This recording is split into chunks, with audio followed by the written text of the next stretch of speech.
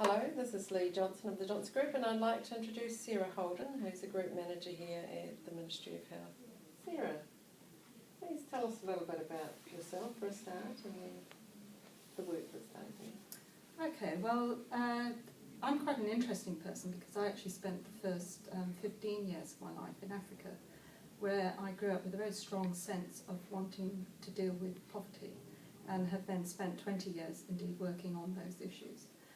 Coming to New Zealand, I see we have a tremendous privilege working for government because we are able to make a difference to everyone's lives in the country. Fantastic.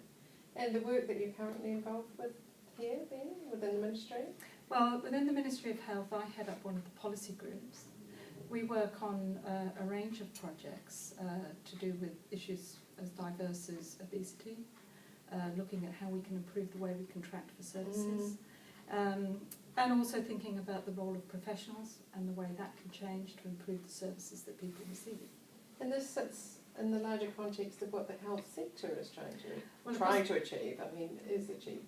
The health sector, I thought it's the largest enterprise in New Zealand. We have a budget of $14 billion. We're probably the largest employer in the country, either directly or indirectly. And our challenge is, obviously the health needs of the population are expanding all the time, particularly as we grow older, as new technologies become available, people are expecting a better quality service. And I see it very much my role and the role of my group to ensure the services people receive are the very best they can be. So you're looking for people to join the group? I'm looking for experienced senior analysts to come and work with us. The sort of people I'm looking for are primarily people who are creative, because we tackle complex problems where business as usual is just not going to be enough. So I need people who can think differently, craft solutions that are actually going to work. Drive for results is really important. We're not a sort of abstract think shop. Just a little bit more, when you say where results, where results matter? Is it about just the result, which is the policy product, or is it the actual result about what difference it's making? I would like to feel that over a period of 2 or 3 years, you would be able to go out into the countryside or into your own hospital and think, that is a better service I have received because of a policy I designed and put in place. Right. So I expect it to make people's lives and their contact with the health system a better experience. So as someone working within the group, then you actually get to get a sense of that? Absolutely. Happening in front of you? Absolutely. So we will be we'll be translating big ideas into workable solutions. And so it's really important that you can work with people from very different conceptual backgrounds. Right. So the design, build will all happen. We have to drive that through. And is there an example of a piece of work that you've been doing recently where you can just see where the different influences or disciplines within the health sector have impacted how you've been able to, the result you've achieved, but also sometimes it creates more complexity? Well, I can give you an example of a new project that we're just in the process of launching, which is something, a social bond. We're looking to introduce a whole new way in which we partner with the delivery organisations and within communities to improve the type of services that are provided. And you can learn more of this if you go on our website. But there are other areas that we've been working where we can see that the programmes we're on are already beginning to have an impact. So we do a lot of work around drug policy, for example. There's some whole new legislation that's been introduced around the availability of party pills. Right. And I expect to see a lot of those products now being taken off the shelves in dairies, which will make certain mothers rather happy. Yes, and it's been quite a rapid piece of policy development. Yes, we did the policy thinking of over a year ago, but we've seen the legislation through the House within a year. Yeah. And someone working within your team would get to be involved in all aspects. Absolutely, from beginning through to end. What we really believe is that people who do the work should be seen to get the recognition and acknowledgement of that. They will go to front up to the Minister, they will go to select committee as well. Okay.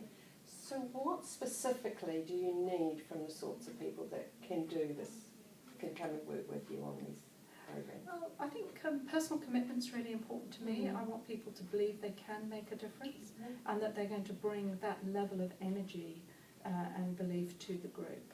But as an individual, you're going to have to be comfortable dealing with ambiguity because of the nature of the problems we deal with. And please describe what ambiguity means here. In this context, you may get very unclear commissioning for the work. It might be an idea that our DG has had. We might relay that either directly to us or through a chain of command. Often we don't know what we want, but we know what we want when we see it. And that can be a really difficult position to be in, particularly when we're dealing with the Minister and our own DG on these sort of complex problems where there is no right answer. Yeah. And what else are you looking for in the people that will be successful within this team? Team player is really important to me, and I don't mean that just as an off-the-cuff remark. We have a real strong esprit de corps within the team. We have a lot of fun, we collectively debate ideas. I expect my senior analysts to really contribute to that, to be willing to grow other people, to mentor, to be a good mentor, to up and down. Okay. And any particular technical backgrounds, or you're open around that, apart from being perhaps a policy professional? I'm very open to whatever background you come from, and in fact my experience of working good policy is people from different backgrounds tend to work best at coming up with new solutions, so I'm very open-minded. And why would somebody want to come and work here? What's in it for them? You've talked a lot of benefits, but what else is there? What can I provide you? You'll have excellent management. You will also have a great group of peers to work with. We set high standards for our staff, and I ensure those standards are met. You'll be working in an environment where you'll be trusted. We'll ensure that you are able to do what you do best every day. I'm very committed to that. So you're looking for hard workers, but on the other side of the coin, you do expect people to keep a balance? I do expect people to keep a balance. You need to know, I actually don't even work full-time myself. I leave early twice a week to go and ride my horse. I'm very open to other people achieving a similar work-life balance. I think that's how I expect you to give me 110%. I don't expect you to work long hours. And is there anything else you'd like to finish up with, Alicia? I think what I can offer you is that whoever does join our team, I can guarantee that you will touch the lives of everyone in New Zealand through our work. Lovely, thank you. And we look forward to hearing from anyone who's interested in knowing more about the work at the Ministry of Health in the policy arena. Thank you.